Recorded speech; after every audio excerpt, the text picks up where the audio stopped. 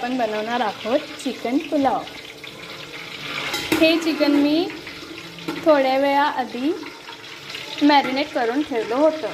त्यामध्ये मी धना जिरा पावडर, गरम मसाला, मटन मसाला, तळलेले कांदा आणि तळलेल्या कांद्याचे तेल, अद्रक लसूणची पेस्ट आणि कांद्याची पेस्ट आणि कांदा लसूण चटणी हे सगळं घालून आणि दही टाकून मॅरिनेट करून घेतलं होतं।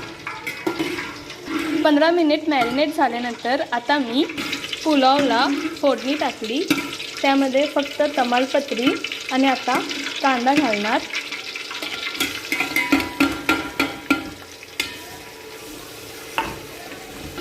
कांदा शिजूपर्यंत आपण इथे 1 किलो बासमती राईस मी पाण्यात भिजवून ठेवले आहे।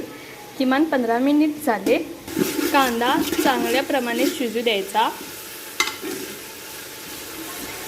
थोडं लाल करायचं कांद्याला। कांदा थोडं लाल झाल्यानंतर आपण ह्यामध्ये टोमॅटो ॲड करू।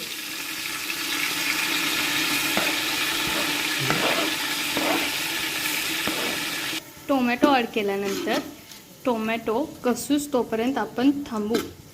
आता टोमॅटो शिजून झाल्यानंतर आपण गरजेनुसार मीठ टाकू। आपण आपापल्या चवीनुसार मीठ टाका।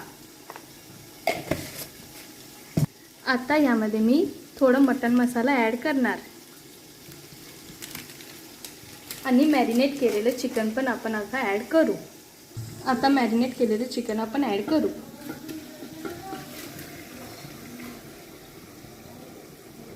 आता आपण ह्यामध्ये 1 बटाटा ॲड करू, चिरलेला बारीक। ह्याला आपण हैदराबादी चिकन तहारी सुद्धा म्हणू शकतो।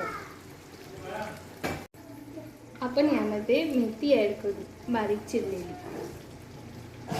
आणि त्यानंतर जे सोक करून ठेवलेले राईस होतं ते आपण यामध्ये ॲड करणार आहोत।